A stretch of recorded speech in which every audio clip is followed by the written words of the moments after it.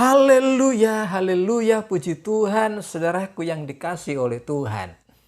Shalom, damai sejahtera Tuhan itu ada selalu mengalir buat saudara. Kemanapun saudara berada, damai sejahtera Tuhan ada buat saudara. Saudaraku yang dikasih oleh Tuhan, senang hati ini bisa menjumpai saudara kembali. Dan saya mengajak saudara untuk bersama-sama menikmati nutrisi kehidupan. Saudaraku yang dikasih oleh Tuhan, kitab Daniel pasal yang pertama ayat yang ke-8. Demikian bunyi firman Tuhan. Daniel pasal yang pertama ayat yang ke-8, demikian bunyi firman Tuhan. Daniel berketetapan untuk tidak menajiskan dirinya dengan santapan raja dan dengan anggur yang biasa diminum raja. Saudaraku yang dikasih oleh Tuhan, kalau tidak karena cinta, kalau tidak karena kasih, Daniel tidak akan punya ketetapan. Daniel tidak akan punya ketegasan. Daniel tidak akan punya komitmen diri. Sebagai contoh, saudaraku yang dikasih oleh Tuhan, pada saat saya pacaran dengan yang sekarang menjadi istri saya, atas dasar kasih, atas dasar cinta, saya berkomitmen. Saya harus menjaga diriku yang nantinya akan menjadi calon suami dari istriku. Demikian pula dia. Dia berkomitmen diri. Dia harus menjaga diri dan sebagainya. Karena dia juga akan mempersiapkan diri sebagai calon istri dariku. Dan segala sesuatunya ada komitmen. Menjaga diri. Saudaraku yang dikasih oleh Tuhan, Daniel pun juga demikian. Dia mempunyai cinta kepada Tuhan. Dia mempunyai kasih kepada Tuhan. Sehingga Daniel mampu berketetapan dirinya. Hatinya menetapkan diri. Punya ketegasan, mempunyai komitmen diri. Saudaraku yang dikasih oleh Tuhan, komitmen apa? Komitmen Daniel, komitmen untuk menjaga kekudusan diri.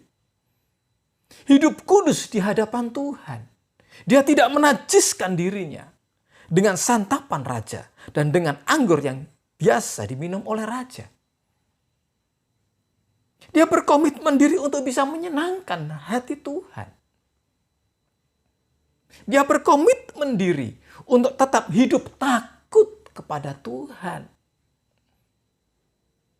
Saudaraku yang dikasih oleh Tuhan, pada kitab Amsal, awal dari hikmat itu, munculnya hikmat karena diawali dengan takut akan Tuhan.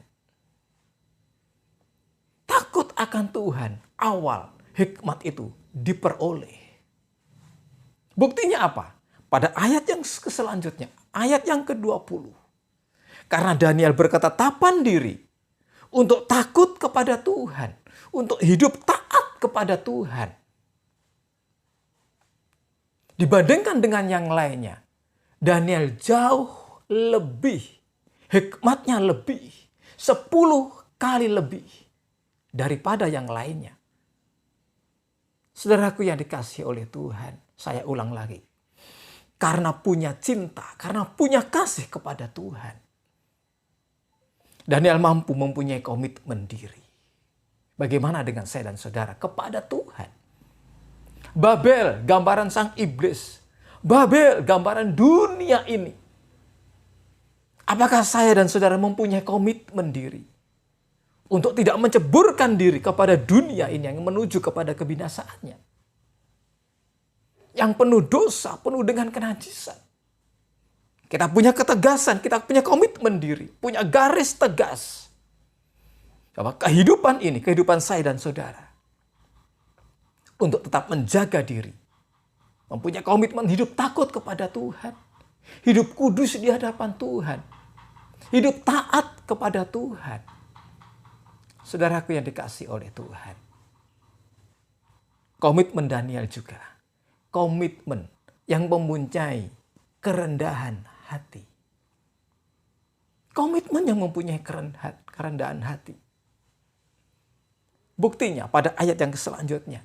Daniel mampu bernegosiasi. Daniel mampu beromong-omong dengan pelayan raja. Bagaimana dia harus makan. Mampu bernegosiasi tanpa menghilangkan ketegasan dirinya. Bahwa tetap hidup kudus di hadapan Tuhan. Ada kerendahan hati. Dengan tidak meninggalkan hidup kudus, hidup taat, hidup takut kepada Tuhan. Saudaraku yang dikasihi oleh Tuhan, dia mampu bernegosiasi. Selanjutnya Daniel mempunyai ketetapan, mempunyai komitmen untuk tetap menyenangkan hati Tuhan. Saudaraku yang dikasihi oleh Tuhan, dua perkara ini. Hidup kudus di hadapan Tuhan. Hidup penuh dengan kerendahan hati. Yang ketiga, yang selanjutnya. Komitmen Daniel perlu ada ujian. Ada ujian. Ada coba. Ada diuji. Sampai di mana kemampuannya. Komitmen itu. Saudara bisa melanjutkan pada ayat-ayat selanjutnya. Bagaimana?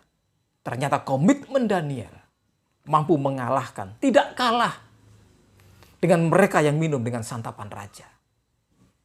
Tetap gemuk, tetap sehat. Diuji, nilainya pun bagus. Saudaraku yang dikasihi oleh Tuhan, mari saya mengajak saudara, mengingatkan kepada saudara dan saya sendiri. Bahwa hidup komitmen kasih kepada Tuhan, cinta kepada Tuhan, memunculkan komitmen yang indah. Hidup tetap kudus di hadapan Tuhan. Ada kerendahan hati. Komitmen yang mampu diuji, tahan uji. Saudaraku yang dikasihi oleh Tuhan. 3 komitmen ini yang Tuhan izinkan terjadi pada Daniel menjadi pelajaran buat saya dan saudara. Saudaraku yang dikasihi oleh Tuhan. Mari, jangan tinggalkan Tuhan. Oleh sebab itu kita semakin mencintai Tuhan. Semakin mengasihi Tuhan. Saudara dikasihi oleh Tuhan, jangan tinggalkan dia. Ikut sertakan dia dalam kehidupan saya dan saudara. Setiap hari, apapun itu, aktivitas saya dan saudara. Ikut sertakan Tuhan. Jangan tinggalkan dia. Saudara dikasihi oleh Tuhan, selamat beraktivitas. Tuhan Yesus memberkati saudara. Dia Immanuel buat saudara. Haleluya. Amin.